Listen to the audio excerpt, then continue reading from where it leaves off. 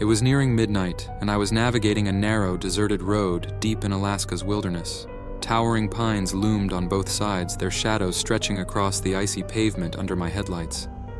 The monotonous hum of the car engine and the faint static on the radio were my only companions as I pushed through the seemingly endless stretch of road. My destination, Fairbanks, was still about 100 miles away, where I planned to stay with a friend. The road was utterly deserted. Not a single vehicle passed by, and no lights broke through the dense veil of trees. Though I knew this route was notorious for its isolation, the overwhelming emptiness that night felt suffocating, almost foreboding. As I wound through a particularly sharp curve, my eyes caught a figure standing on the roadside. My chest tightened. The man was motionless, cloaked in a thick, dark coat and wearing a weathered, wide-brimmed hat that shadowed his face. As my car drew closer, he tilted his head upward, revealing pale skin and two cold glimmers of light reflecting from his eyes. I instinctively slowed down, debating whether he might need help, but an uneasy voice in the back of my mind urged me to keep driving. Just as I passed him, he raised an arm, extending his hand to point down the road ahead. His gesture was slow, deliberate, and unsettling. For a fleeting moment, the headlights illuminated his face, expressionless, ghostly pale, and with eyes so hollow they seemed to pull all warmth from the air. Chilled to my core, I sped up, leaving him behind. But as I rounded the next curve, I saw what he had been pointing at. An old, rusted truck parked just off the shoulder, its bulk partially concealed by the shadowy trees. Suddenly, its headlights flared on, momentarily blinding me before snapping off again.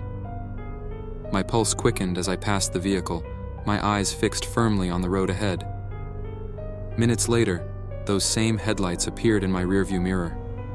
The truck had pulled onto the road and its lights were closing in. At first, I tried to remain calm, maintaining a steady speed, hoping it would simply pass, but it didn't. The truck matched my pace, keeping an unnervingly close distance behind me.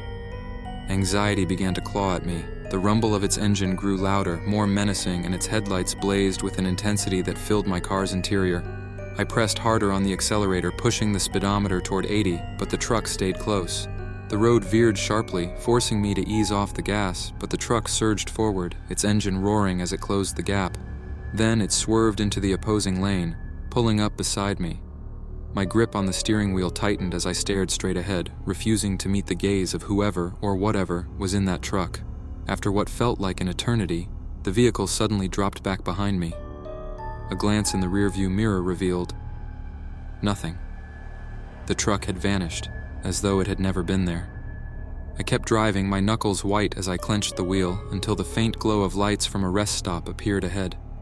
Relieved, I pulled in and parked, stepping out of my car to steady my nerves.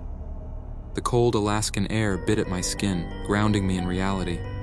But then I heard it, a faint, distant engine hum. My head whipped around, scanning the empty lot and the dark tree line, but nothing was there, only the whisper of the wind through the pines.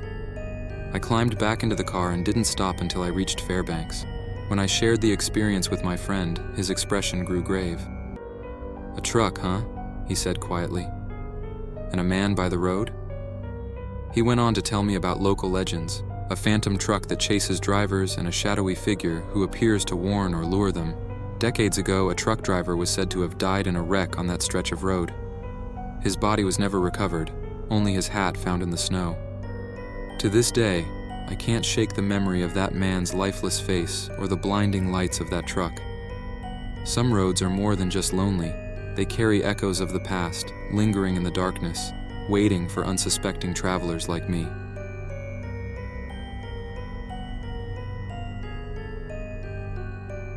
I still remember that freezing winter night vividly, as if it happened just yesterday. I was 11 years old, living on the outskirts of a quiet, remote town in Alaska. Our house was surrounded by dense pine forests and vast, empty winter fields.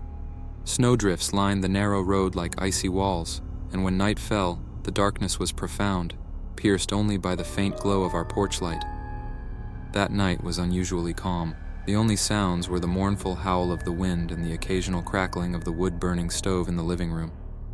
My mom had just left for her shift at the hospital, and my dad was away on a business trip, so I was used to being alone. In Alaska, solitude becomes second nature. Wrapped in a warm blanket, I was lost in the pages of a book when an abrupt knock shattered the silence.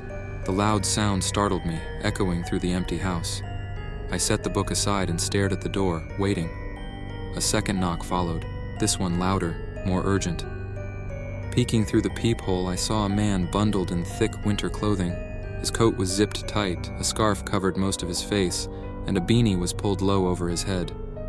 His cheeks were flushed from the cold, and he cupped his hands, breathing into them to stay warm. He looked like an ordinary traveler, maybe someone whose car had broken down nearby. Yet, despite his harmless appearance, unease crept up my spine.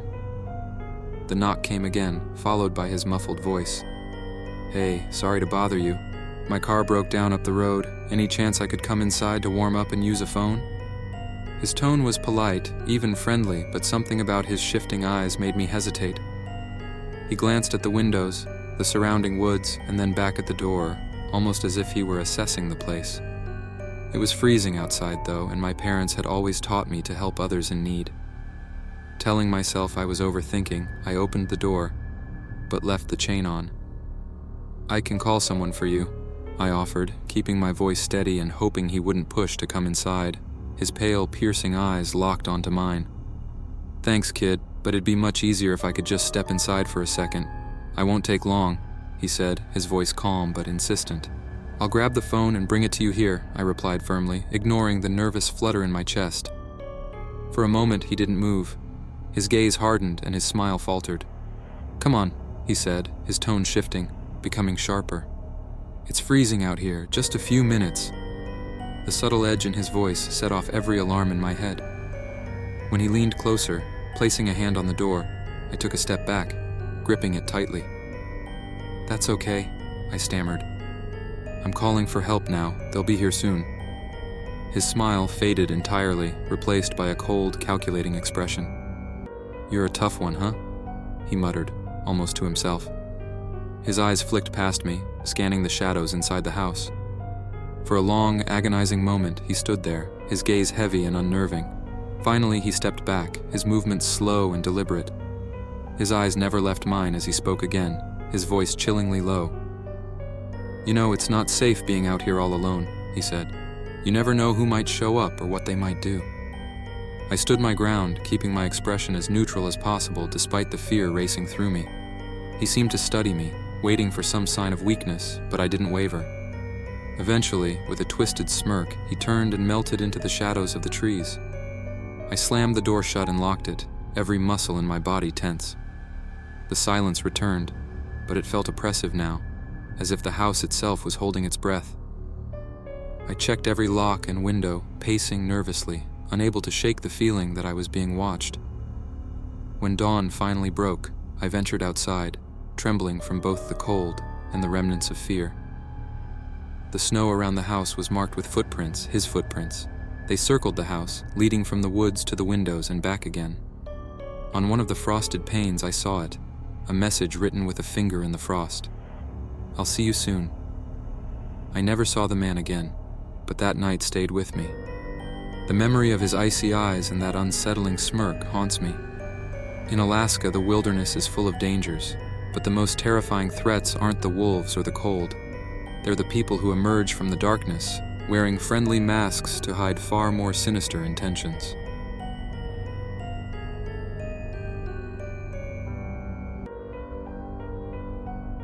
Emma, Alex, Jason, and Kira had eagerly anticipated their trip to Alaska for months. The untouched wilderness, frozen lakes, and the promise of a break from their everyday lives were too alluring to resist. Camping by a remote lake felt like the perfect escape. After a long drive, they reached the icy lake just before noon. The dim winter sun struggled to break through the thick gray clouds, casting a cold, muted glow over the snow-covered landscape. "Just us and nature," Alex said, dropping his backpack into the snow. There was no one else for miles. They set up camp near the edge of the lake, their tents nestled beneath towering snow-laden pines. As darkness fell, they gathered around a small fire, captivated by the shimmering northern lights overhead and the profound stillness of the wilderness. But the calm didn't last long. Late that night, faint footsteps crunching through the snow shattered the silence. They assumed it was an animal, a moose or maybe a wolf. But soon, a figure emerged from the shadows. A tall man with a short beard and a weathered gray coat that blended into the night stepped forward. "Sorry to bother you," he said, his hands raised in a gesture of peace. "I got lost looking for my campsite and ended up here." The friends exchanged wary glances but were reassured by his calm demeanor. Introducing himself as Mike, he explained that he was exploring the area for its scenery and fishing, but had veered off the trail. They invited him to warm up by their fire, offering coffee as he shared tales of his adventures in the wilderness. His voice had an oddly soothing quality, though something about it felt unsettling. By morning, Mike had vanished. No camp, no belongings, not even footprints in the snow. Shrugging off the odd encounter, they carried on. But the second night turned sinister. Around midnight, Jason spotted strange footprints encircling their tents. The tracks wove through the trees as though someone had been watching them. Then, a figure appeared at the edge of their camp, barely visible against the darkness. "Is that Mike?" Emma whispered, clutching Alex's arm. The figure didn't reply, fading back into the woods and leaving them in paralyzing dread. "We need to leave," Alex said, hastily packing his gear. The group silently agreed, unease gripping them as they trekked along the snowy trail. Shadows flitted between the trees, moving in tandem with them but never revealing themselves. Kira glanced back and saw faint shapes gliding through the forest, keeping pace with their every step. Finally, they stumbled upon an abandoned cabin hidden among dense pines. Its frosted windows and decaying walls offered little comfort, but it was their only refuge. Once inside, they barricaded the door with a heavy table and anything else they could find. The air inside was damp and stale, thick with abandonment. Minutes later, a knock echoed through the cabin. "Hey, it's me, Mike. Let me in. It's freezing out here," his voice called, eerily calm. His silhouette stood outside the door, and behind him, more shadowy figures shifted in the darkness. "We're not letting you in," Alex shouted, his voice trembling. The calm tone vanished. "You really think you'll survive out here without me?" Mike's voice was cold, laced with twisted amusement. "We could have been friends, but now it's too late." Suddenly, the walls and windows shook as fists and bodies slammed against the cabin. Shadows pressed closer, their pounding relentless. Desperate, Alex armed himself with a rusty rod while Jason grabbed a broken chair leg. Emma and Kira clung to each other, terror etched on their faces. When the door finally gave way, their attackers poured in. The friends fought with every ounce of strength they had, their makeshift weapons colliding with the intruders, whose icy forms resisted every strike. Chaos filled the cabin as fear fueled their struggle. Then, a blinding light pierced the darkness. Another group of campers, drawn by the noise, had arrived. They joined the fight, pushing the attackers back just long enough for everyone to escape into the freezing night. Together they fled through the forest, running until they reached the nearest town. Exhausted and terrified, they recounted their ordeal to the local police the next day. But no one knew of anyone named Mike, nor had there been reports of other campers in the area. With no evidence to back their story, the experience was dismissed. Yet for Emma, Alex, Jason, and Kira, that night in the Alaskan wilderness left scars they would never forget. Sometimes the wild harbors more than its natural dangers. Hidden within the trees are predators far more terrifying than any beast.